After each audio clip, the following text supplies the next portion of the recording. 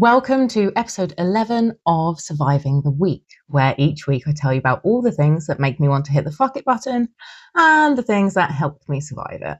And this week I am joined by the musical sensation that is Paul Careven.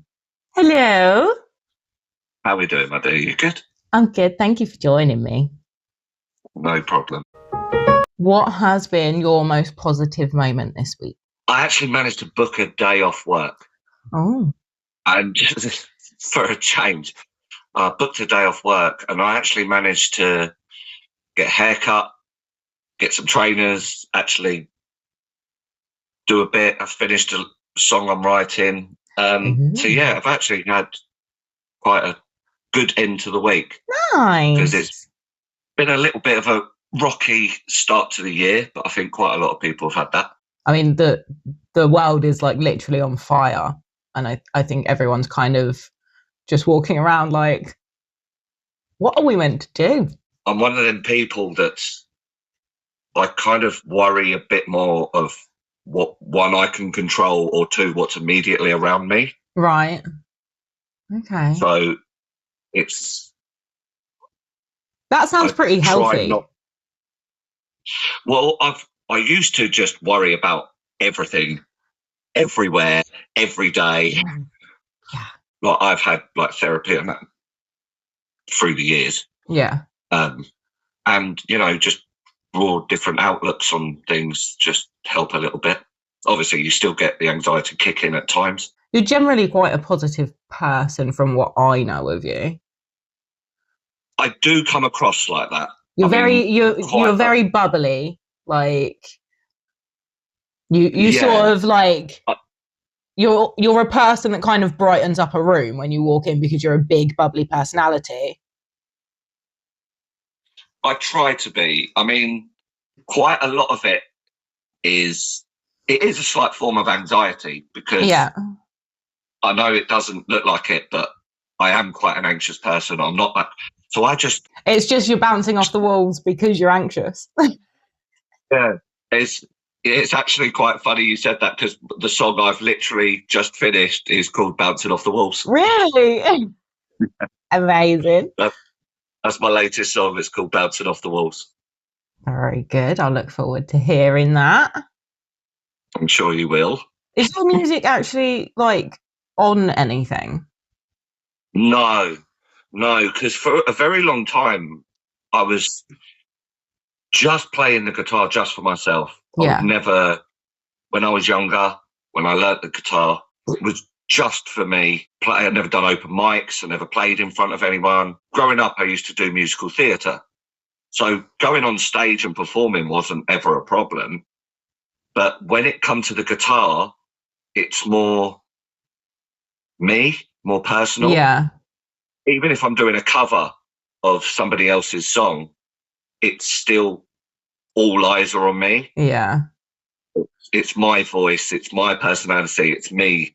And that was something that was different. Like, because I performed in different shows, like at Richmond, Beck Theatre. Yeah, putting on a persona is like a different... Yeah, because you're being a character.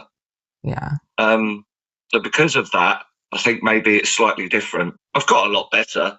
But no, I want to. That's one of the things that was on my bucket list of when I turned 40 last year, to really pick up a bit more of the music side this year, and try and get a few things down, get it recorded, and get it out there.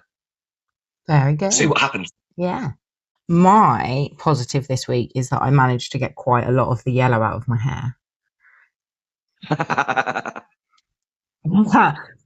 It's still there at the roots, but I've managed to get a lot of it out, which is good because it looked awful. It was bad.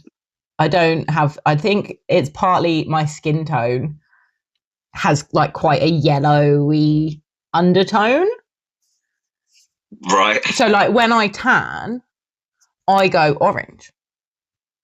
And people think it's fake tan, but it's not. It's just my skin.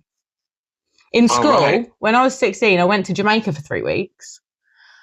And I came home with this glorious tan, and everyone told me I'd been tangoed. Because every other girl in my year was wearing fake tan. And I was like, it was December. I was like, no, I just spent 3 weeks in Jamaica. This is just my natural tan. And nobody believed me. It was very upsetting. They thought I just had a couple of weeks off school and put on a load of fake tan. I don't tan very well at all. That doesn't surprise me. Yeah, but I'm a gardener. I'm outside in the elements all the time. When I go, like I'm so pasty. If I take my shirt off, you can see through me. It's so bad. It's so bad. But I don't tan. I either stay pasty or I'm a tomato. Yeah, it's just one or the other. It's one or the other. So I never used to burn, but in my old age, my skin is definitely more sensitive. Now that I'm getting on. I mean, I'm not as old as you, obviously. Wow. You said you've just turned 40. I'm a way off. Yeah. I've got a good few years yet. I don't feel 40. No. And I definitely don't act 40. No, definitely not. I mean, at times I think my body feels 50 plus. Yeah, me too. But no, in general. But I think that's also because just generally being a man, we don't really grow up. No. Especially, I think, our generation. There's a whole lot of Peter Pan going on. Yeah. A lot of 100%. it. I feel like mentally, I'm aging backwards. I'm like returning to teenage state of mind. I did like the grown up bit in my 20s, and now I think midlife crisis is probably the way to describe it. Yeah, you're doing like the Benjamin Button effect. Yeah, just like mentally. I'm just going back to being a slightly mental teenager. Like I bought some new clothes, and my teenager came downstairs and was like, "Oh my God, Mum, you look like a teenager." That was so weird. Followed by, ready? Other than your face. I was just like, cruel. Cruel. Definitely yours. Oh yeah. She's definitely got my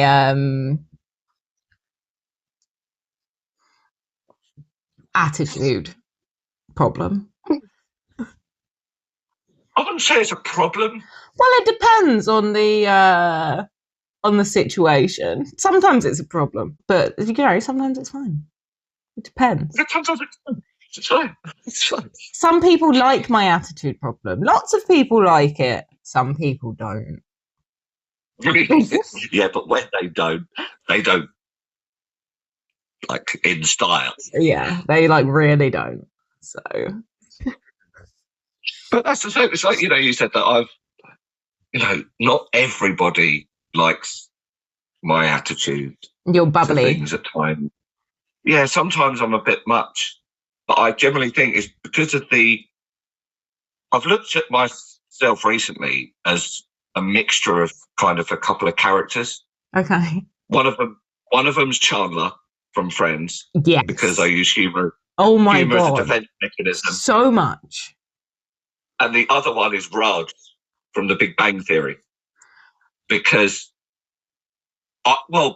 yes, I am male, but I can really hack into that feminine side. Yes. Yep. And you've known me long enough now. Yep, I'm aware of this. Yep. I actually think that's a brilliantly ridiculous concoction of people that perfectly describes you. I like it. Found out my spirit animal as well. What's your spirit animal? My spirit animal is a dog. A golden retriever? It's any dog that's hyperactive. Because, obviously, because of my love for sport, I'm constantly, like, running, constantly following balls on a pitch, and like I've currently got the Formula One on in the background, so it's like cars, it's anything going fast. I'm just literally like. So if you sort of gaze off into the distance, I know it's because you're watching the Formula One instead of paying attention to our conversation. No, I am fully. How rude. It's not like on. It's just like the highlights. I just want to catch it and then I can. But it's muted, so you're fine. Thank you. I appreciate it. I normally have a list of bad luck each week. I've only a list of bad luck. A list of bad luck. Yes. Oh, that's happened. Yeah. Oh, okay. There's been 1 week where I didn't have any, that was lovely. This week's not been too bad. I stabbed myself in the head with my own fingernail. Can you see that? Just with your how? I don't know. Was that? I was lying down and I just moved my arm and just stab. My nails aren't even long. I don't know if this counts as bad luck or not, but my toddler is going through a phase where she's ready for toilet training. Right. So she keeps taking her nappy off and throwing it at me.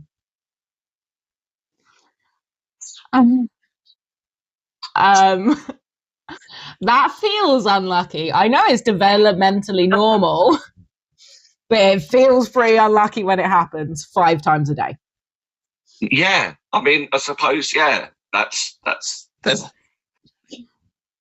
yeah. Yeah, all right, I'll give you that. I've had a few shit situations this week. It's been a lot just dealing with that. It's not great. And I'm trying to get her to just do it in the bathroom. Like, right. You go nappy off in the toilet. In the toilet. But no. I don't know how to get through to her. And I didn't toilet train my other 2 because they were in nursery because I worked full time. So the professionals did it for me. I paid people to do that. And now I'm a stay-at-home mum and I have to do these things myself and I don't know what I'm doing. I'm sure you're doing a fine job. I'm not, but it's okay. They'll deal with it in therapy. Quite a lot of us go through therapy now. So. Yeah, I assume all of my children will have therapy. I assume that all of them will have issues with me to discuss, and I am prepared for that. And to just, validate their feelings, apologize for being shit, and let them know that I would go back and do it better if I could. I think it's as simple as that. But I think, yeah, but everyone says that about everything. You'd love to go back and do it again. Well, you'd think that, wouldn't you? Right? But the generation above us don't say that. The generation above us, and this is one of the reasons that a lot of people in our generation are no contact with their parents, because their parents say, I did the best I could. Not, I wish I could have done better. Yeah. That's why I'm no contact with my mum. I did the best I could. Did you? Yeah. I think it is the generation gaps are so extreme, so different. So what am I? I'm a millennial. Yes, we're millennials. But I class myself. I'm a millennial, but I'm an elder. Yes, you are an elder. Right on the cusp. I am right on the cusp of Gen X. Yeah, and I would love to be Gen X because they just get left alone. Yeah. Because I'm at that point where I'm kind of stuck in this bit where I'm too kind of sensitive for the Gen X side, but yet I know nothing about technology for the Gen Z side. So I'm kind of just stuck in this middle. That's what we are as millennials. Right. We're just awkwardly stuck. Like, we had the childhood without technology, but we had the teenage years controlled by technology. I was very late to even the Facebook thing. Yeah. Like, I was just, but yeah, technology has never. Did you have Bebo? MySpace? What's Bebo? No. What? You didn't have Bebo or MySpace? No, I knew of it. Wow. Did you not have friends? Yes, but, we would plan before, like, that was when, like, I would use the house phone. Cool. Maybe this is the age gap between you and me, is that when I was a teenager, like, so I got Facebook when I was going into year 9 or 10. No, year 10. Going into year 10, I got Facebook. Right. And I had Bebo, I had MySpace. I was in my 20s. Yeah. You're so old. Yeah, you held back so well then. You held back so well. I'm in my 20s. You generally went, yeah, even Facebook blew my mind. At school, I'm older than Google. Well, I'm older than Google. It's not just you. We're all older than Google. I left school in 2001. I started school in 2003.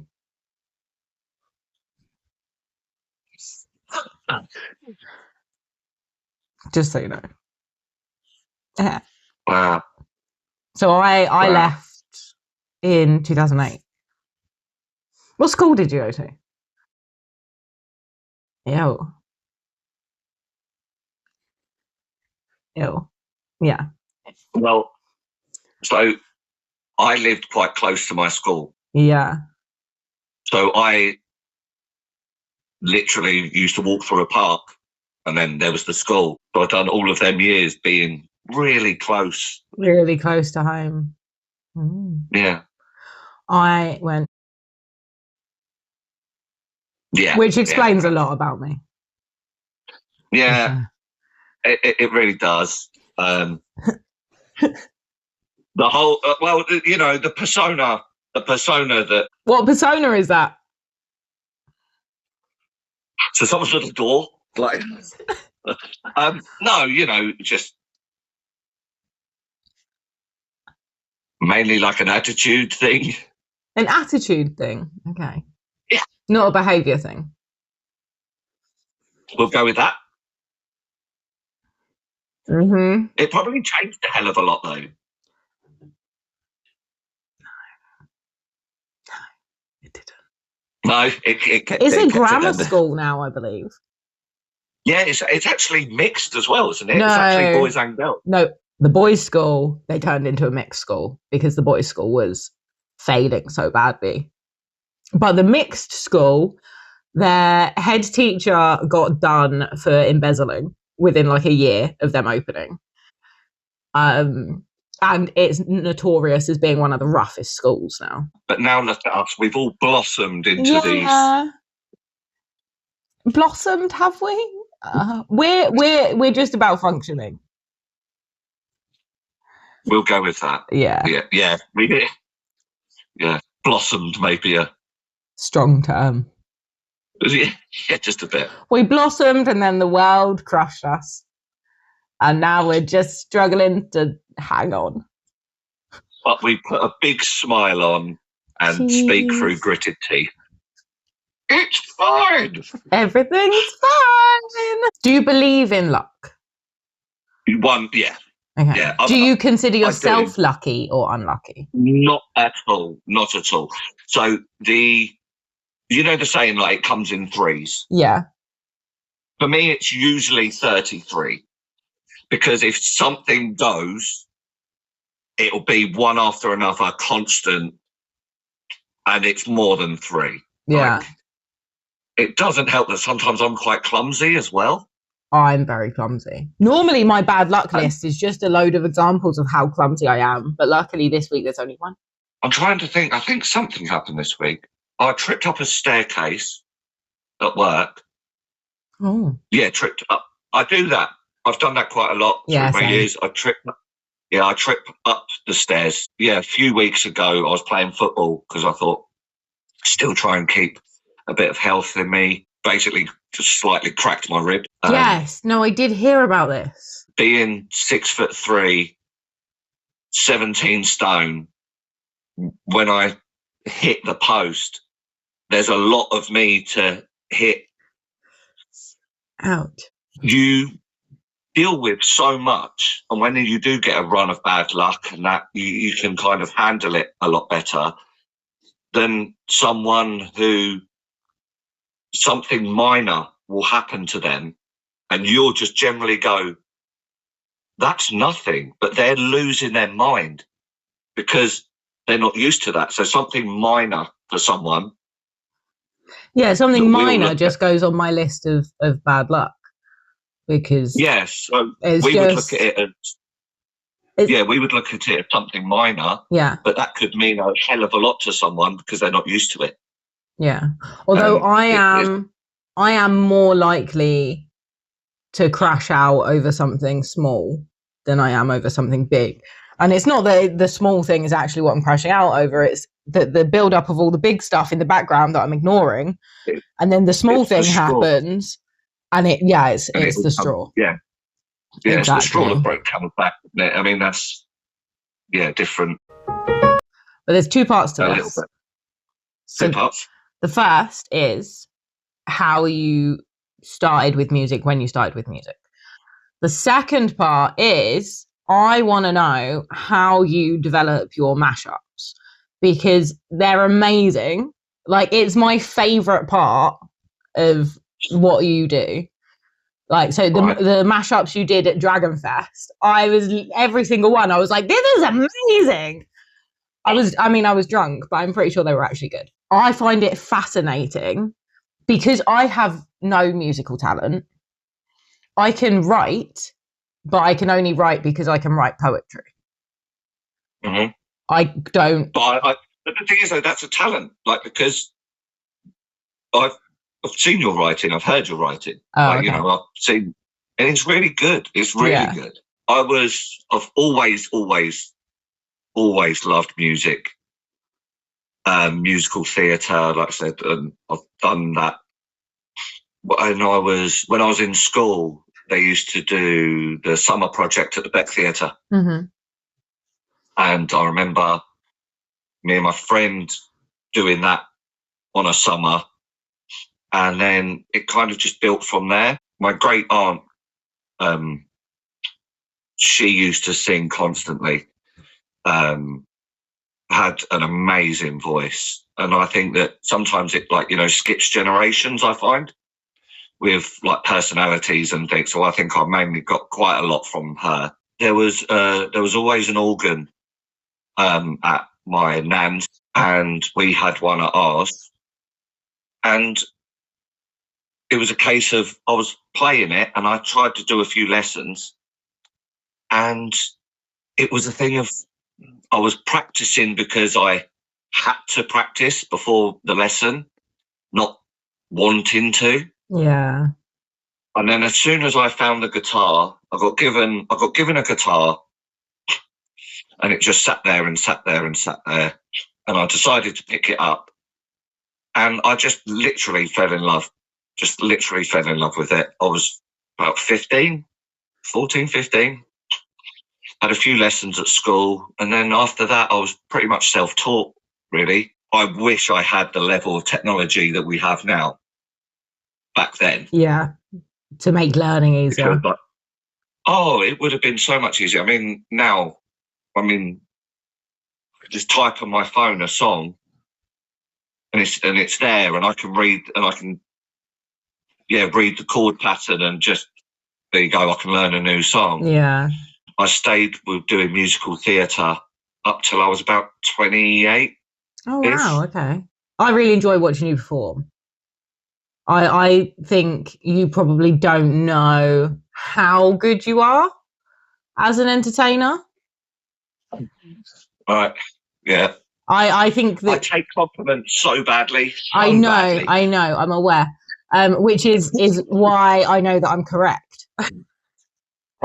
Because if you knew how good you were, you would just be like, yeah, I know. But you're not. You're like, oh God, a compliment! I must run away. It's really bad. It is really bad. When it comes to like writing my music, because the amount of times, even at an open mic, I'll think to myself, I'll play one of my songs and then I get up there and I'll just do a cover because I'm like, oh, it's like having that real anxiety of putting my own stuff out there. Like, so you're able to like kind of write poetry. Mm-hmm. Yeah. So you can write lyrics. Now, you write the lyrics. And to me, that's kind of like, how do you do that? Because I need the music first. So I'll come up with, I'll be playing away on the guitar and just mucking around. And then I'll get a chord pattern and I like that. That's catchy. And then I just start talking. And I just start coming up with either something that's happened recently or something that's been in my head, or I just talk to myself. And as I'm talking to myself, I start writing bits and goes from there. Yeah. I mean, one of the first songs I ever wrote was called Last Encore. Oh. And it's basically, the whole song is about finishing your music career. You've been on tour and you're going home, you're finishing with music, and that was my first song. See, but that in itself shows that you have the ability. Maybe we should do a writing session. We should. The mashups are surprisingly easy to do. Because you have an ear for music. A little, but it's the chord. It's because it's 4 chords. It's just a repeat. So with the guitar, I'm not as comfortable with the guitar. I need it quite simple with the guitar because I don't want to look down at the guitar because I'm meant to be singing. Yeah. And the last thing you want to do is looking down and really restricting your voice. So I need that as simple as possible. But it's amazing how many songs all go into each other. Yeah. I find it so, as someone who doesn't understand like the actual like music, like someone will be like, oh, what do you think the drums sound like on this? And I'll be like, I can't hear drums. I just hear music. If I'm listening to music, I listen for the lyrics. If I'm dancing to the lyrics. Rhythm to me is lyrics. That's just what I hear in everything. I mean, I'm not very happy with her at the moment, but I love Taylor Swift.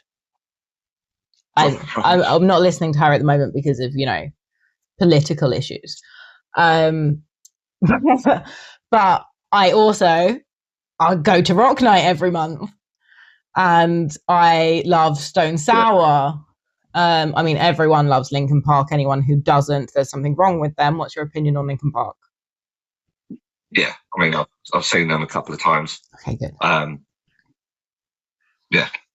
Excellent. I even like the new stuff because the end of the day is the people that turned around and was like, she'll never be like Chester. She's not trying to. Yes, exactly that. And the fact that I think the way they did it, getting back together, was done in a very intentional way. They haven't stepped in a week later and gone, let's just replace him with somebody. They took their time to grieve, and coming back, I think, was very intentional. I think they were very careful about what they did. I think getting a female singer was a good thing in terms of that's very clearly not replacing Chester, right? You would think. Yeah. And yet people still go up. I love the new stuff. I think it's great. Yeah, my music taste is all over there because I listen for the lyrics. So if I find a good lyricist, I don't really care what genre they are. Like, I listen to some country stuff. If I just press play on my phone and just put it on shuffle, I can go from Black Sabbath to the Beach Boys to Michael Bublé to Rod Stewart, and then followed by Elton John music. You said Slipknot. You said you're 40, right? Not 60. Yeah. Rod Stewart and the Beach Boys. Oh, I can go previous. I can go before that as well. Right. Like, literally, I can go way, way back. Okay. Way back. Like, yeah, I've got Buddy Holly even before that. Like, see, to me, Buddy Holly is a song. Oh, you're so cute. Just like Buddy Holly. Yeah. Mary Tyler Moore. Do you know that there was an actual person called Buddy Holly? I do know that there was a person. I have no idea who it is. So. I can go drum and bass, jungle, like, you know. I can go across a bit of garage, old school garage. Mm-hmm. A little bit of garage, maybe. But like drum and bass, like rave type, no. Makes me want to headbutt a wall. I don't, it's just noise to me. But yet you're a metaler. So surely the whole lyrics, that's the key. Oh yeah. Yeah, no, I give you that. Okay. And with metal, I don't like screaming that much because I can't hear the lyrics. I want to be able to hear the lyrics because that's the important part to me when listening to music. So like my favorite Slipknot song is Snuff. Right, because I can hear the lyrics well, but also, you know, for other reasons. Whereas a lot of other Slipknot stuff, I'm getting better. I've now been married to a metalhead for nearly 7 years. So I'm getting better at being able to hear the scream and what they're saying. But 10 years ago, that was just noise to me because I couldn't understand what they were saying. But I've been getting better at that. Literally, I think the only screaming was what was in your head. Because that was mine. It was just like, you know, it was just adding to the screams that I generally hear. Yeah, exactly. There's always a quiet voice in the back of my head just like, how's your mental health been this week?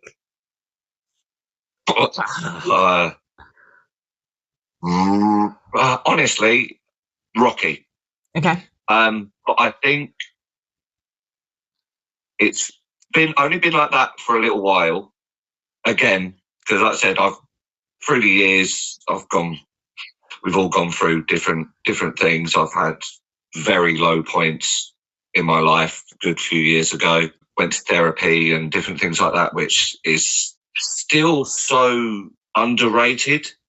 Therapy? As such, like, people, like, it helps so much. It's unbelievable to talk and generally just to talk. And I think the problem is that in order for therapy to work, it's like, you know, AA stuff.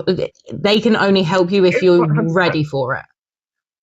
And therapy is the same. You have to be ready to go in and lay your soul bare. And if you're not ready, which most people aren't, most people, a lot of people that I know that have been to therapy, they will go and they will control the narrative of their therapy because they're not actually ready to do any real work. They aren't ready to take accountability. They don't know how to be honest about their own behavior. And if you can't be honest, then therapy doesn't work, which is why it's underrated, because people don't understand that in order for therapy to work, you have to do the work.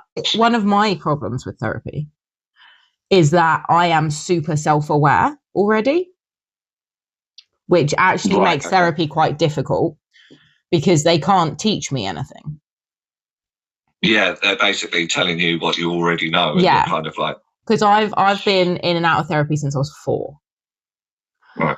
There is not really anything left for me to learn. I have all the tools, but the toolbox is locked. There's a key jammed in it. I can't get it open. That's kind of how it feels like. I have all the tools. I know exactly what to do. I could teach anybody. I could give out therapy. That's easy. In the moment where I'm spiraling, putting any of those tools into practice is very difficult because I haven't, although I'm super self-aware, I know where all of my behaviors come from. I know what all of my triggers are, but I'm not able to do the bit of working through them. Yeah. Because it's too hard.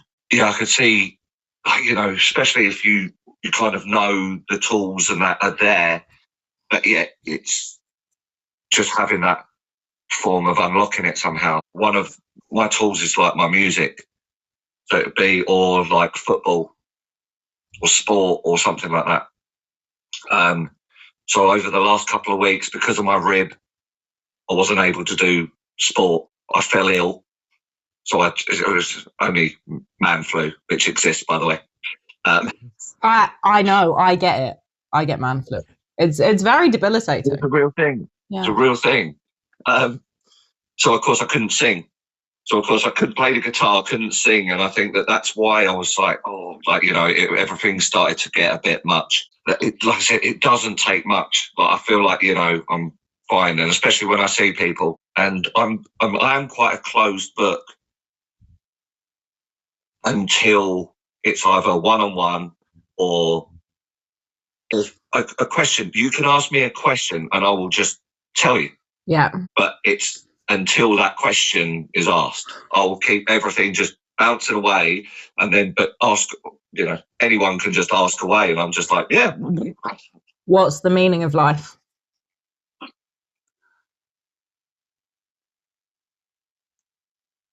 It's 42.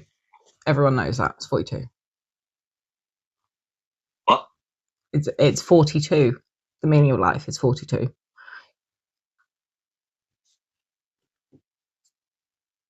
Care to elaborate? Or Paul is not as much of a nerd as I thought he was. No. There's only certain levels of nerd. Unless I'm missing something. Hitchhiker's Guide to the Galaxy. You know, oh, the meaning of life is 42.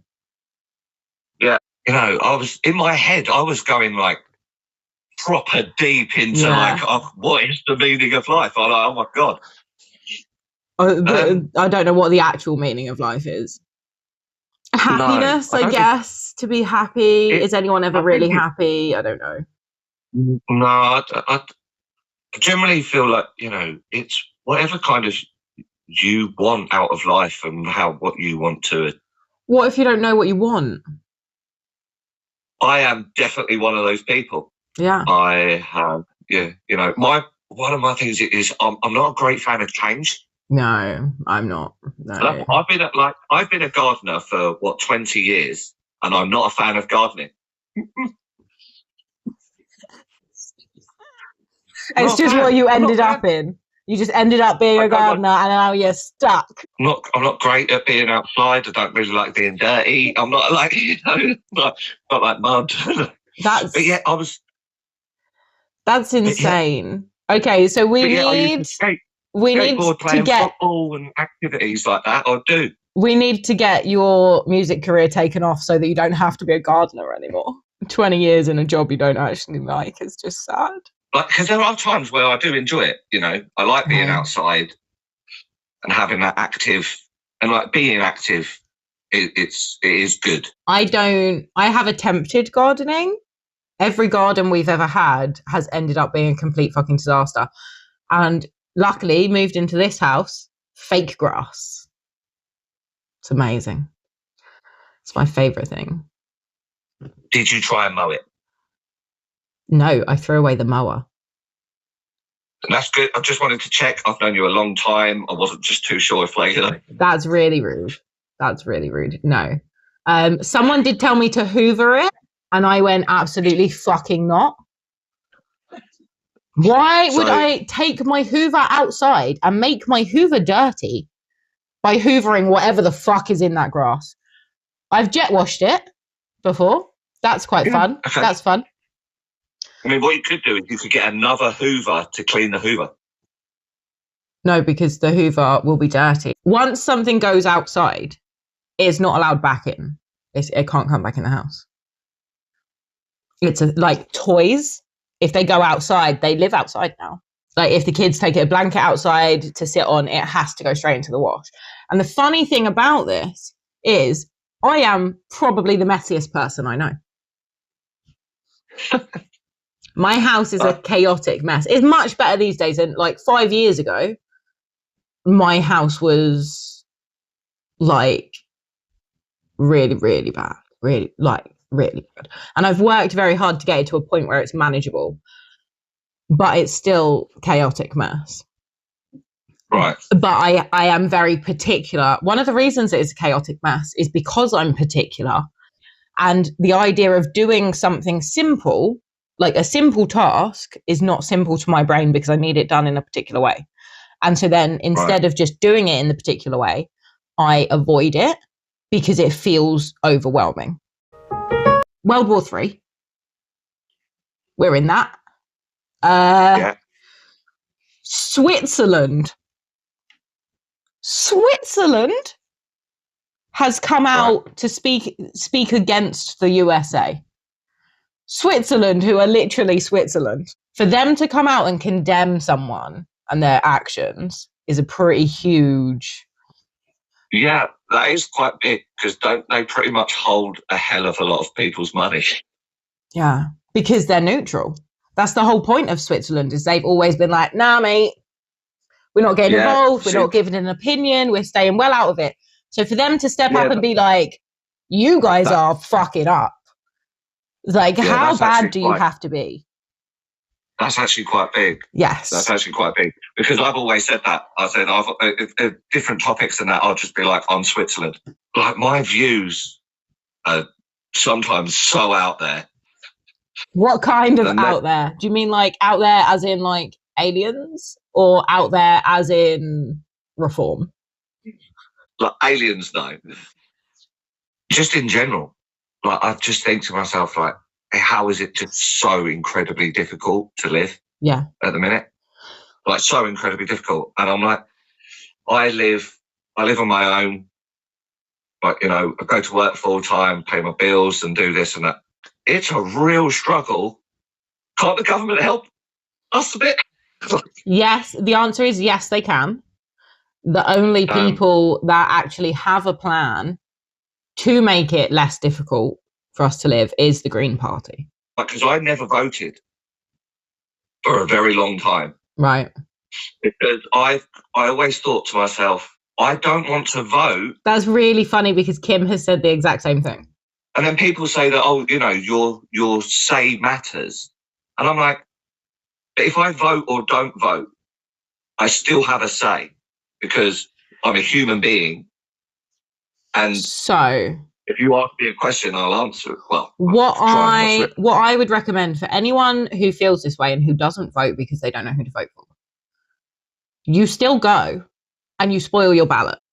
Spoiling your ballot is you do whatever. You draw a picture of SpongeBob. You do whatever you want. If you do not trust any party, if you do not know who to vote for because you can't be certain who is the best person, you go, you spoil your ballot. That still counts. That number is still important. Spoiled ballots make a statement that you don't trust anyone. And that is still very important because it still gives us an understanding. By not going at all, the percentages are warped, and our understanding of what happens in an election is warped because we don't know what people's actual opinions are. Whereas if everyone who thinks, nah, fuck that, none of them deserve our vote, goes and spoils their ballot, that gives us a huge amount of information about how the country actually feels, rather than just 50% of people didn't turn up. 50% of people spoil their ballot. That's a huge outcry of something needs to be done. Change needs to happen. It doesn't matter who's in charge, we're screwed. It matters. It does matter, I promise.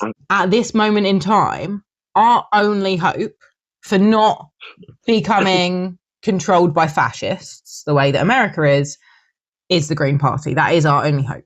I know that, like, you know, I said that, like, I don't understand, like, quite a lot. I mean, obviously, as I've got older, I have, you know, I understand, like, reform. like, and like, I was like, are Nazis. Yes. Some of the stuff they come out with, I'm just like, oh wow, like terrifying. Yeah, I just shut off from it. I'm just like, like I'm not going to let it get to me.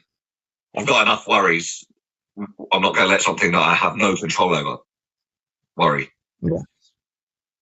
The problem is with, I've never understood left wing, right wing.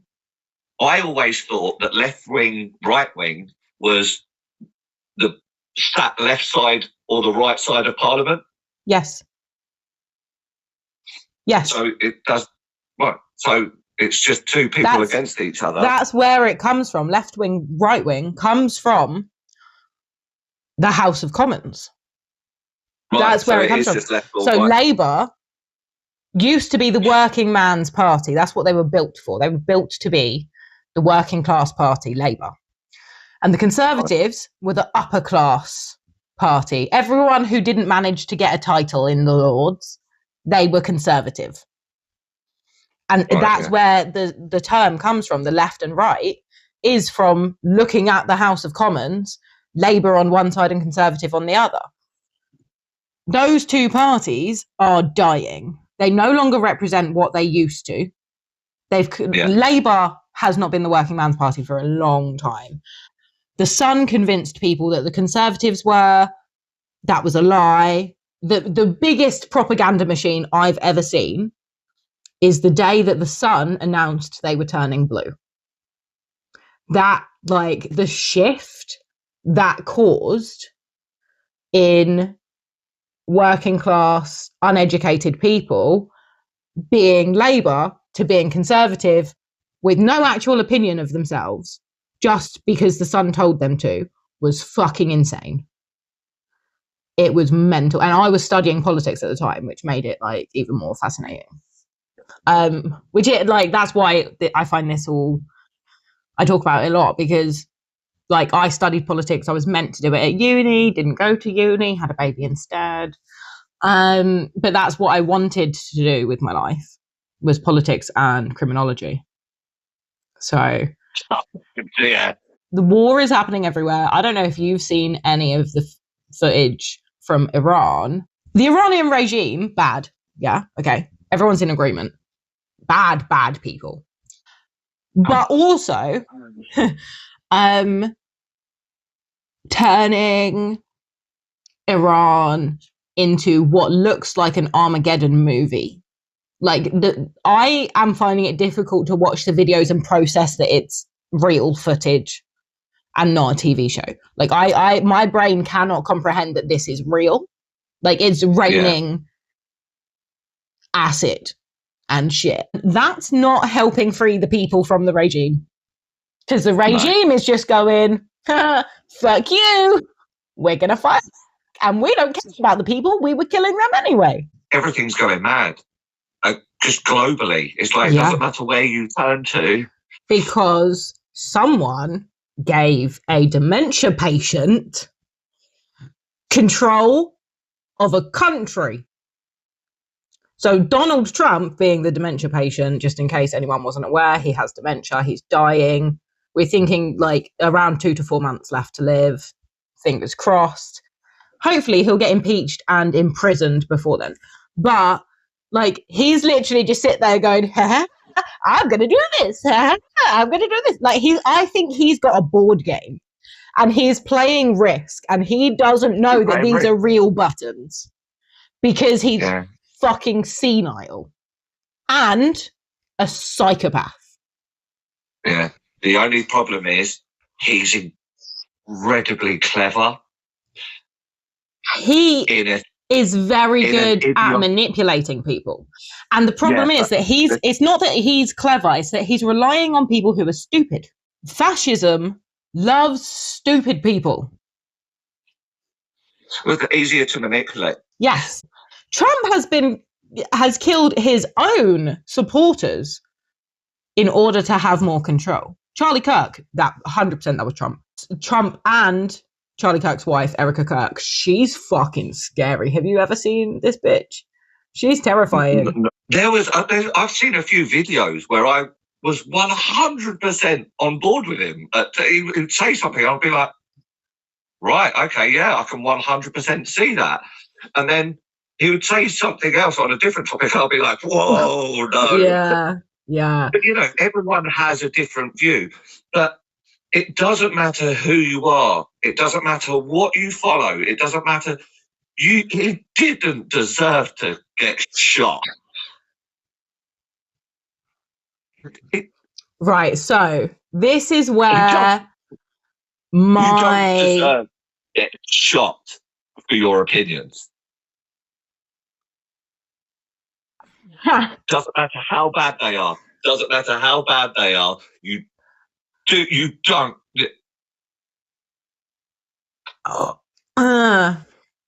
No, so the reality is he wasn't shot for his opinions. He was shot because he called for the Epstein files to be released, and he turned on Trump. That's why he was shot. Now, am I sad he got shot? No. Did the video upset me? No. I watched that and I was like, oh fuck.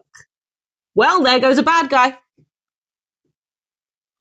No emotional reaction other than relief. But I'm only sad about him getting shot because it gave them a martyr and it spurred on Trump's supporters. I do not care about somebody dying who believed that children getting raped should have to give birth.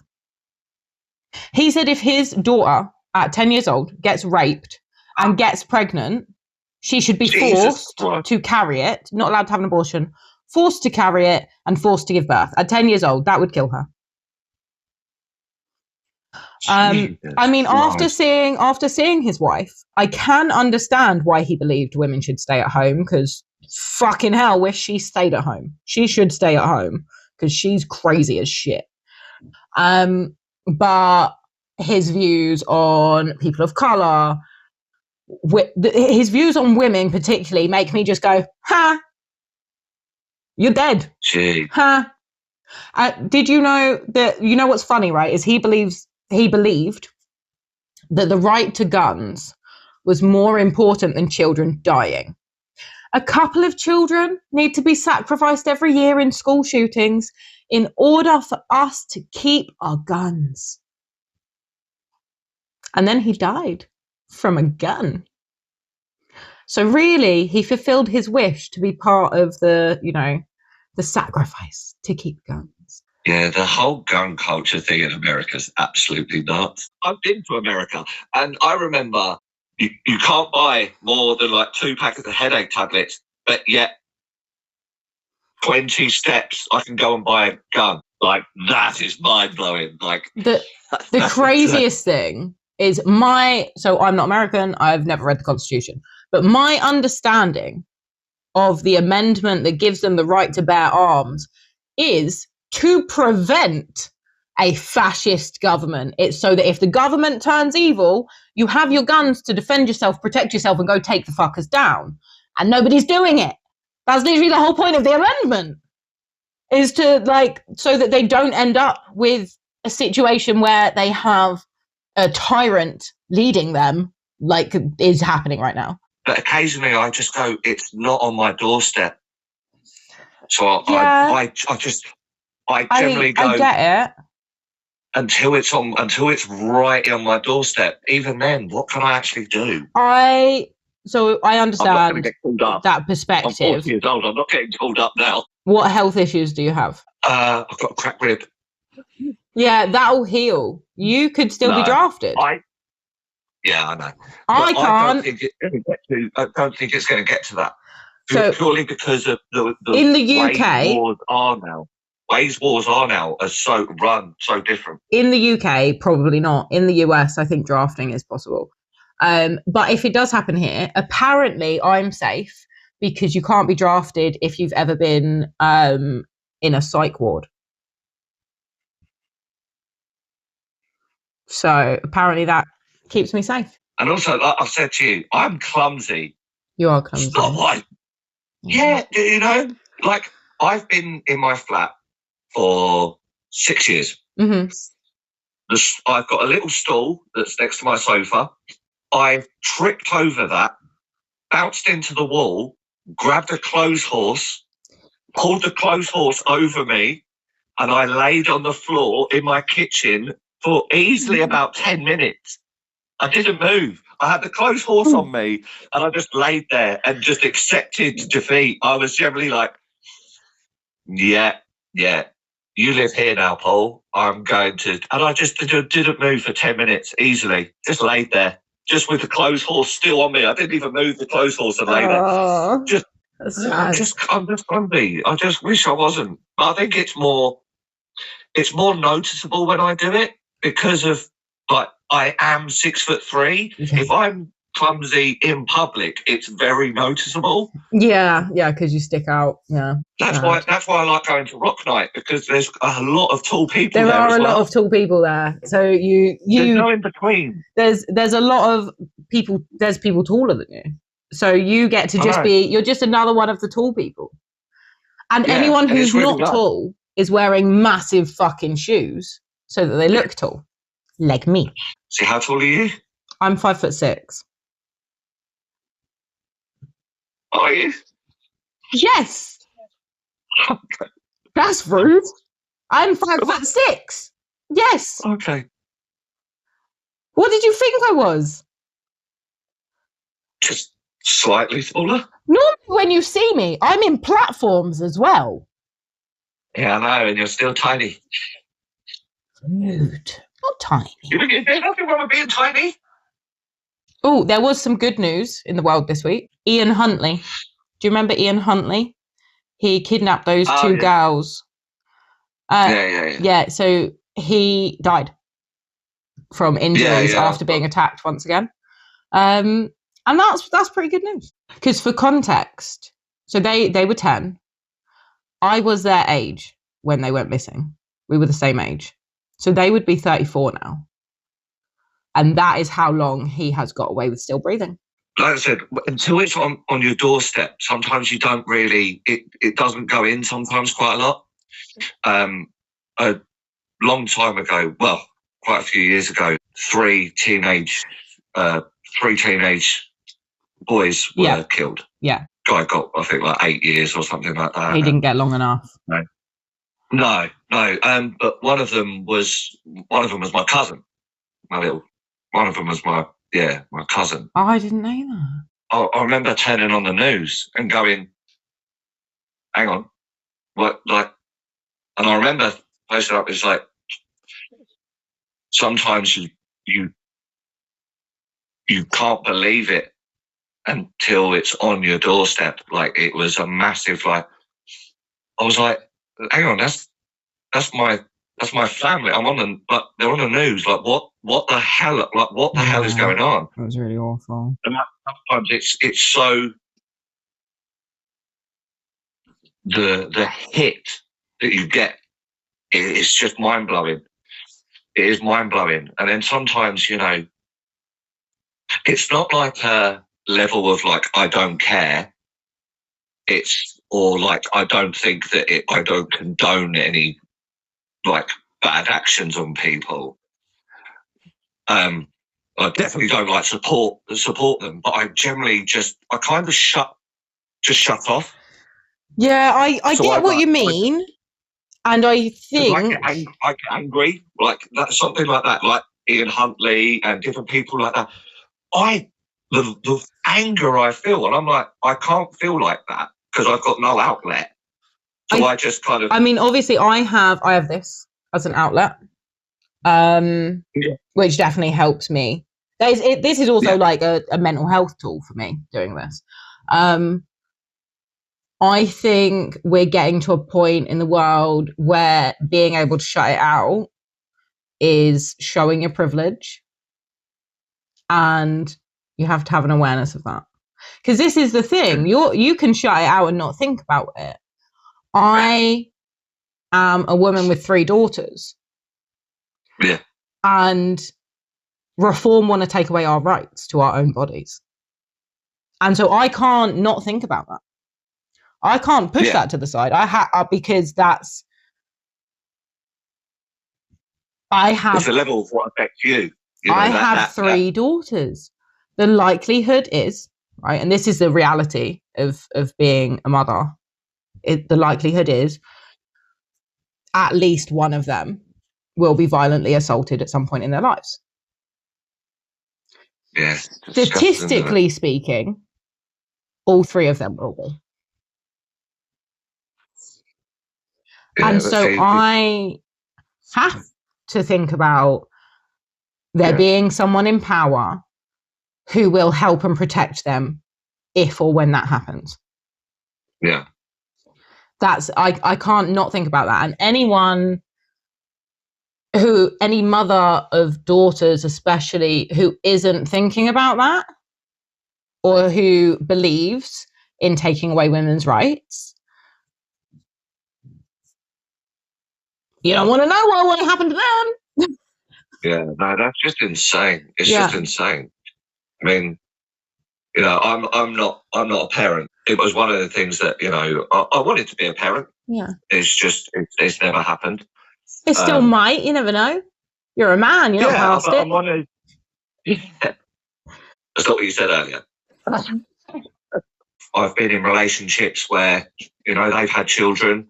I've kind of been that, like, stepfather, like, figure in a way. And even that, you know, is still even though I wasn't a parent. It changes your perspective on the world.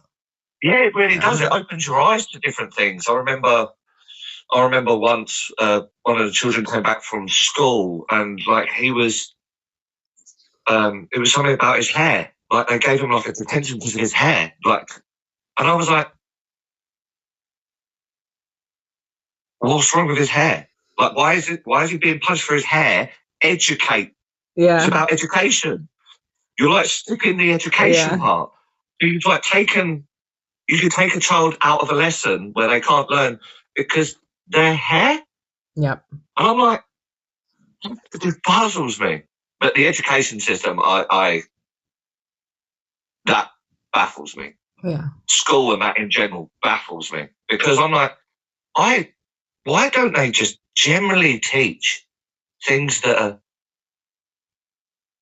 somewhat helpful when you leave?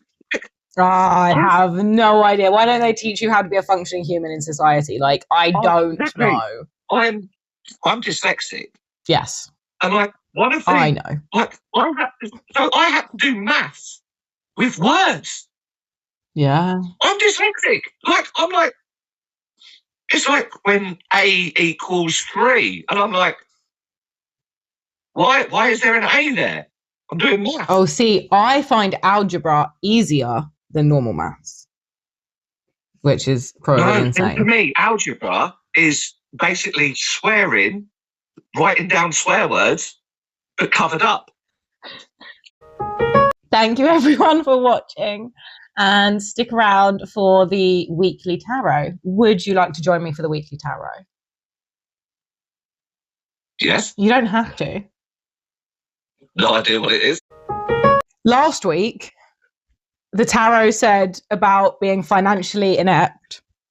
And the next day, I realized that I had forgotten to put my bill money in my savings, have basically been completely broke ever since because I'm trying not to spend the money I got for selling my car. We're going to pull one card each to see how the week is going to go. Pick a card, tell me where to go. Middle one.